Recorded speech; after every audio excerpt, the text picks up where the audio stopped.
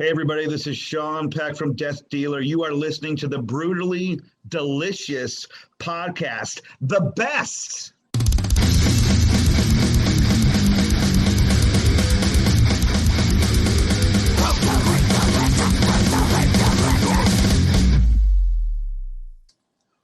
How are you, man? Everything sucks. Really? No, I'm just kidding. It's summer. Things are starting to open up. It can't be that bad. No, it's good, man. Every day you're alive is good. The way I'm looking at it these days. When you get older, man, you're just like, hey, man, I got another day. I got out of bed and I can move. Yep, I'm with you. Where are you located? San Diego. Oh, okay. Way out there.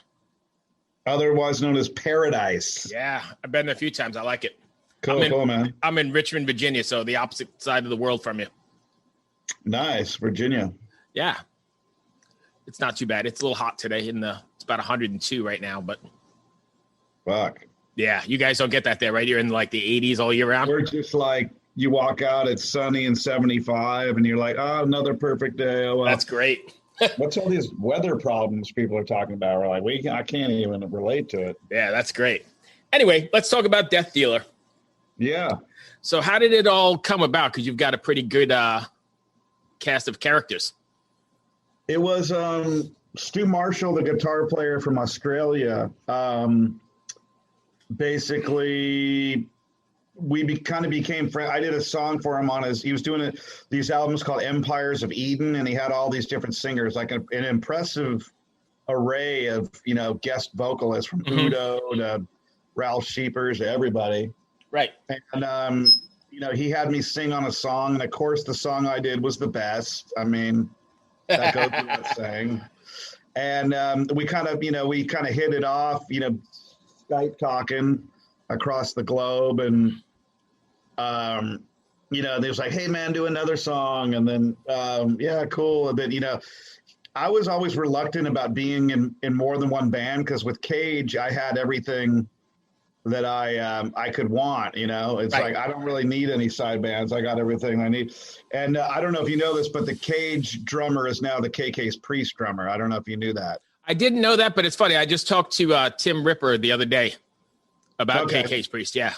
Did he mention anything about the new Three Tremors album? He mentioned something about it, but not much else.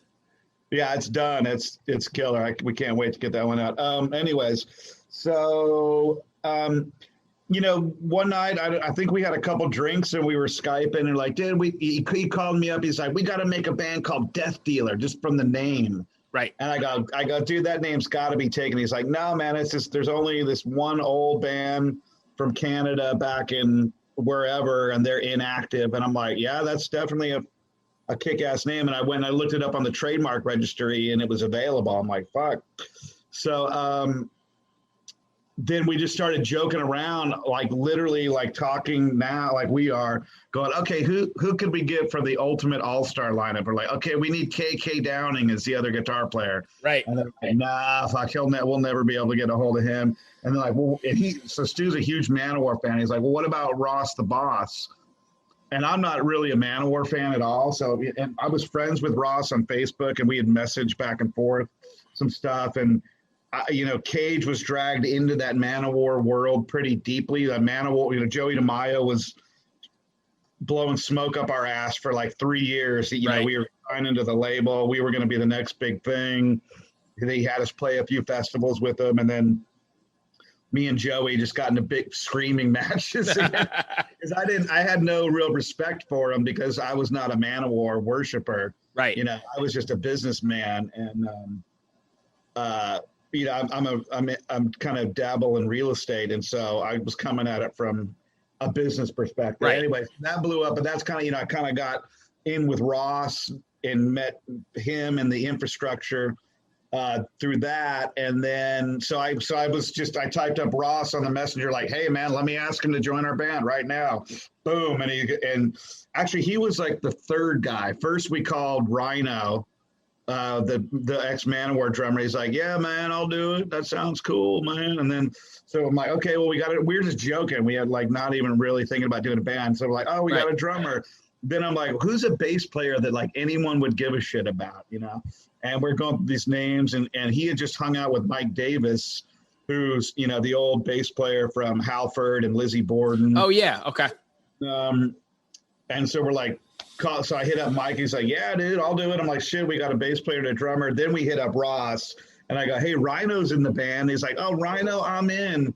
And then we're just like, it literally within like 45 minutes of just typing people, like we have this internet band together.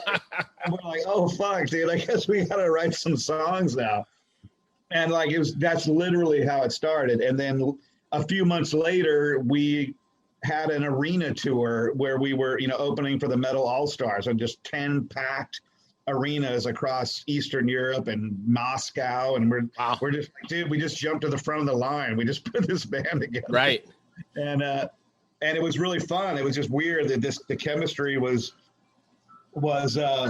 fantastic, and the songs were fun. And we put that first War Master album together, and Ross loved playing. And I, by playing with him, learned the appreciation for Ross and what, like, the magic that is Ross the Boss. At first I'm like, he's just some guitar player, you know, and then when you play with him, you're like, dude, that guy pulls like melodies out of his ass. So really? They're just incredible. Yeah. So that's kind of how it came about. And now we're like literally about to finish the 5th album. You know, we've been doing nothing but writing during the COVID time, but I don't want to jump too far ahead. No, that's fine. But so how are you guys writing? Is it all internet? It's got to be all internet based, right? Because you're not even in the same continent.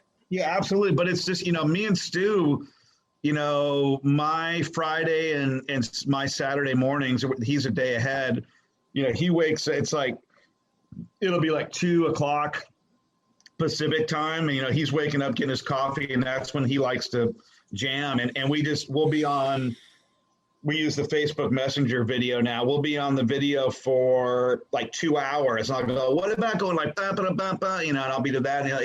And he can like, he's so quick at production. He'll just like, hold on a second, throws it in, drags a drum loop in, and we got like, you know, he calls us the McCartney and Lennon of heavy metal, because that's great. And then, you know, Ross, you know, writes some songs too and throws them in there. I write a lot of I'll hit him with just a straight vocal melody and lyrics, and I'll hit him with some riffs too that he'll translate. So it's me and Stu primarily, but the Skype writing is, you know, when he's got a guitar and he can instantly translate them into his system. It's like being in the same room. The same room, you know, it really is. Yeah. Yeah, that's pretty amazing. So you mentioned lyrics. Let's talk about 22 Gone. How did that come about? So Stu sent me that acoustical piece, and like I heard it, and immediately I came up with that verse melody, and I was like, oh fuck, I gotta sing something to this. I love the verses in that.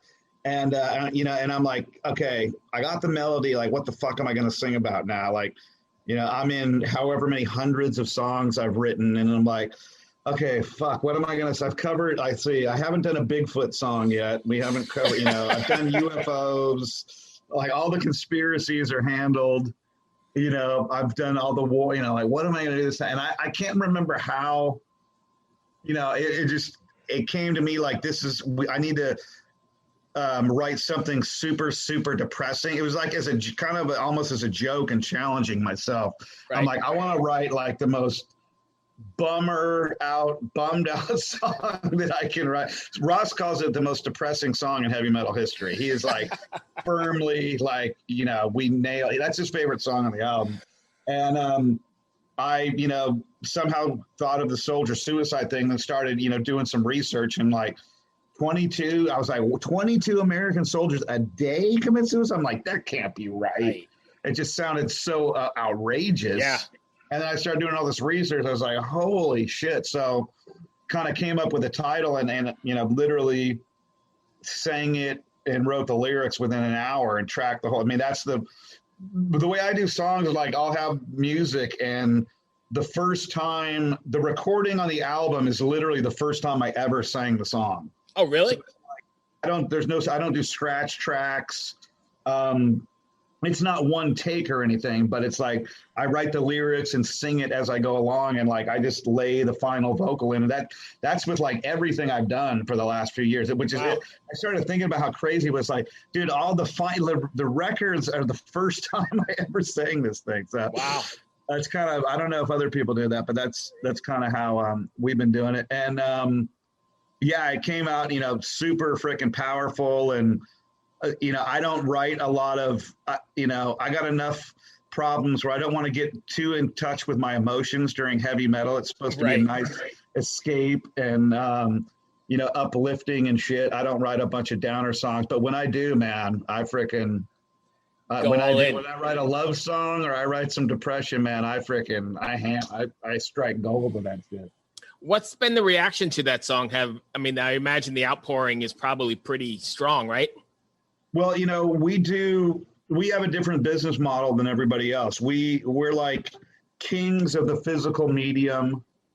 Spotify doesn't get the streaming service. They don't get shit. I don't put my albums out for free the day that it's released. Like, oh, just push a fucking button and everything's free, and all these, management and publicists, like, you have to put everything on Spotify, the distributor. And I'm like, I don't give a fuck what anybody says. No.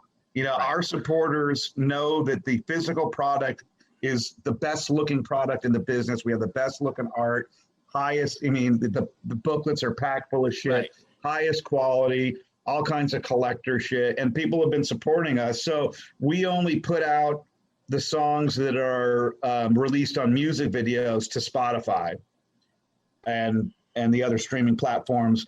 And, you're just like, hey, man, if you want to hear the songs, you got to support the band and buy the stuff. But we, as we're in a little bit of a delay because of the production and supply chain shit to releasing the next stuff. So we're like, all right, this song is all the people that all the press and the fans that already heard that song, all the reviews, if you review the reviews on Conquered Lands, they all talk about the ballad. Right. The 22 guy, and that never happens. Like how most reviews are like, yeah, they got a ballad that's okay, and they slide right by it. Almost everyone said, fuck, this song's killer. And then the fans loved it. So we're like, okay, we got to kind of, maybe we should let this one out to the public. We didn't put it on streaming. We just put it out on YouTube. Right. And we kind of just let it organically kind of do its thing. We didn't do a huge, big press push on it. And so people are just like, fuck, we gotten all kinds of veterans, especially, hitting us up like, man, this fucking really hit home. And so it's cool. I love the track. I love how my voice sounds all mellow like that. I got to do some more singing like that. You touched on it, and I think it's 100% true. I love your model because I'm old school. I think kind of like yourself. And I looked forward to the Tuesdays, go buy the record, come home and look at the artwork, read where it came from, who produced it, who they thanked, and even like the art of sequencing. That's something that's totally gone now too, right? Because everybody just does one song. Oh yeah, that's a big. We can talk later about all the stuff I've got coming out, but the big getting the track listing, like how they flow into each other. That's a major component, and there's a million combinations of this Rubik's Cube, and like, what if we took this one? Yep. We're doing that with the Fourth Death Dealer right now. Like, we had it all laid out, and then I'm starting to second guess it. Like, fuck, maybe we should just blast their face with like 5 speed metal tracks in a row coming right out of the gate. But people like my son, or kids like my son, they don't get that at all because they want that one song for 99 cents and move on. Yeah, well, our sales are good, and our fans are, they're in for the album experience. There's a lot to sit back on your bed and like look at all kinds of shit. And you're not just looking at the album cover. You're looking at a ton of material. I come from a comic book background too, so I'm down with that whole immersion. And some of the products that we have coming up are really innovative as far as the packaging and product part of it. And so that's just going to make that physical experience linked with the music experience that much more engaging. That's what I'm all about. I don't give a fuck about Spotify. I don't give a fuck how many followers we have, or, they're like, oh, well, they'll discover you on Spotify and then they'll buy it. I'm like, why wouldn't they can push a button and listen to it are they going to go buy the CD? They can listen to it whenever they want, you know? But when they can't listen to it, I mean, I get people like, how come you're not on Spotify? Like, hey, man, here's the link. It's only $10 and you can actually own it. Right. And listen to it all day long without commercials. Yeah. I don't know. The whole music business has changed. I'm not sure where the model is going, but I applaud you for doing the David versus Goliath, dude. Yeah, but even still, I mean, it outside of sales and everything, I think that's the right way to go because it is a whole art form, or at least to me. And maybe I'm a dinosaur hanging on to something that's not really there. I've been talking to like press and, you know, manufacturing plants. You know, CD sales are fucking up. LP sales are up. CD player sales are up. Cassettes are up. Now they have 3-inch vinyls. Have you heard about the 3-inch vinyls? They have these mini record players that play 3 tiny little discs that are records that only have 3 minutes of music on each side. That's like going crazy. So it's like a 45-ish or like a single?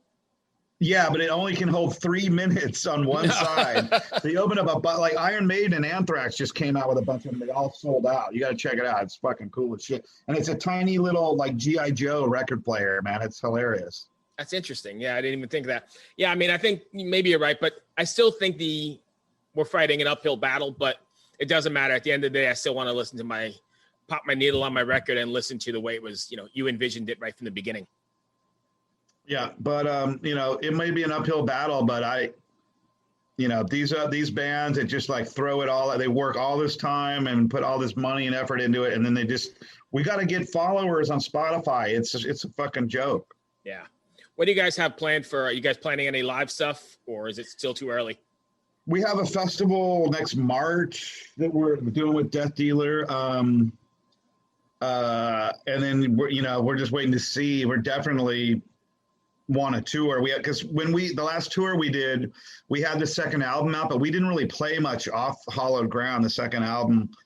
And so we got like all those cool songs to choose from now. Now we got the third album songs to choose from. So we do, what we do have coming, and we haven't really formally announced this yet, but I've kind of leaked it out there. We have an EP that's coming out that's already done and being manufactured right now called Fuel Injected Suicide Machine.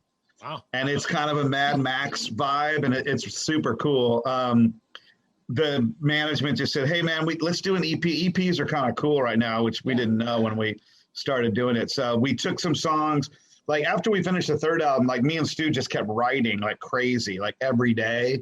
And so the Conquered Lands album is our third Death Dealer album. We already finished the fourth Death Dealer album. It's totally done.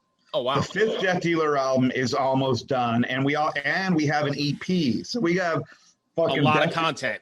Far as the eye can see, and it's all just ripping. I mean, Stu and I have been writing a lot of insane like thrash songs, so Ross is just like, we send these tracks to Ross, he's like, holy fuck, like what the fuck's getting into you guys? We're like, I know it sounds like Exodus, but fuck it, man. And so it's cool. So the fourth I'm really excited about the EP because the packaging again is fantastic. We have a thing that we're starting to do now. It's kind of comes from the comic book industry that hasn't really trickled into the record industry, but we're doing variant covers now. Like we have variant artwork, completely different artwork editions of the products coming out right now. So it's like there'll be like 1 in 10 or 1 in 6 vinyls, there'll be a variant available. So for the collectors, they could get 6 different versions of it. Yeah, I mean, well, like not 6, but we're not gonna make it fucking ridiculous. But like, right, well, whatever, right? Got a yellow vinyl and a gold vinyl and a blue fucking. Instead of doing the color of the disc, we're gonna actually create some brand new variant artwork, and that's like big in the comic book industry. The comic book industry, they do like 30 fucking variants. It's insane. Really? Yeah, but. I think it'll be cool for the real collector, and we're not going to we're going to make like 100, so it will be it's not going to be like, oh fuck, we'll just print them to the end. No, it'll be like, this is it, there's 100, right. And then we're not making any more, no matter how many people fucking want it, right? So I think that'll be kind of fun coming up. And then the fourth Death Dealer album, which we don't have a title for yet, I think that's my favorite one we've ever done. And I love the 3 we've done. I love the EP, but this 4th one is just like, fuck, dude, we wrote some. I can't wait to get that out. That'll probably be February or some shit. Right. Well, just in time to get on the road then. Yeah, there's Death Dealer as far as the eye can see. People are going to be so fucking sick of Death Dealer. That's good. Keep yourselves out there. Right. That's all I've got. Did I miss anything you want to cover? We could just real quick. I mean, some of the other stuff that I personally am involved with, we have Cage is, my main San Diego band, been around since 1992. And we have our 8th album coming out, which, we haven't, the last time we put out was 2014. That was a horror concept, King Diamond kind of thing called Ancient Evil. And because of all the other bands and, Denner Sherman and Death Dealer and the 3 Tremors, we've been kind of sidetracked. And so we're finally, we have a lot of fans because we have some big award-winning albums from the past. And so we're finally getting ready to to put out the next one. That's got an insane product component. When we got to talk about this one, I can let you know what it is off the record. And then we've got the new 3 Tremors album, like we talked about earlier, is completely done. So I've done a shit ton of I'll put my production level during the pandemic against anybody's, man. I've done like 100 songs or something. So you have not much downtime at all. You're going. Dude, it's like if I'm sitting there, watching a TV show, I'm like, fuck, I need to be working on the blah, blah, blah. It's kind of like that. But and it's all, it's everyone says this, but it's like there's no just like, that song's okay. It's all just like smashing great. I love, you got, as a musician, you got to write the stuff for yourself. You have to like, if it gives you the goosebumps and you want to hear your own track and like, fuck yeah, you need to be self-satisfying. And if other people happen to like it, then that's just an added bonus. And my barometer for using that as my guide has served me well in the past because, people are like, fuck yeah. And, the people I've leaked the stuff to are digging it. So, it's cool, man. I got a lot of great stuff coming out, and Steel Cartel Records. I've been doing, and then the other thing I've been doing is the Metal Daily News, man. I've been doing this I've blagged on it, but I was doing it every day for a while. Like the last week, I need to get another episode out where I just kind of pick the latest stories in the metal news, and I kind of turn them into Saturday Night Live, That's so funny you said that. I've been wanting to do that forever, but I do a million other things as well, and I can never find a time. It's sitting on my, to-do list. I'll have to check some of that out because that was definitely on my list.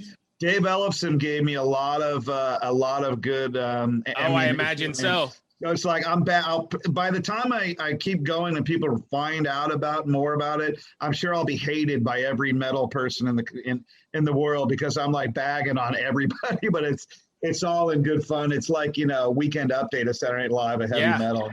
And that's on the YouTube channel, Steel Cartel. Steel Cartel? I'll have to check it out because I definitely have wanted to do something funny like that, or even I actually had an idea of trying to do something like a funniest videos of mishaps on stage or just something to bring some humor to the scenes. That's pretty cool. Yeah, man, check it out and let me know what you think. And then it has an intro video and an 18-second intro song that Stu Marshall did that I call the best 18-second song in heavy metal history. So at least you want to check it out for that alone. Awesome. Thank you, my friend. I appreciate your time. Be well. Keep up the good work. I appreciate your work. Good fun, man. Let's talk when we get some of these products out coming out. Absolutely. All right, man. We'll talk to you soon. Be well. Bye, take care. Hello out there. Yes, hello out there, everyone. I'm Hal Schwartz. And I'm Flynn McLean. Together, we host None But the Brave, a podcast dedicated to the music and career of Bruce Springsteen. Bruce and E Street Band are on tour right now for the first time in 6 years, and we're taking a detailed look at what's happening on stage in our bi-weekly episodes. We've also been recently joined by some very exciting guests, including rock journalist Warren Zanes and Stephen Hayden, Backstreet's Magazine founder Charles Cross, and Barstool's Kirk Minahan. If you're a diehard Springsteen fan, this is the show for you. So please subscribe to None But the Brave on your favorite podcasting platform, and we hope to see you further on up the road. Thank you so much! We'll be seeing you.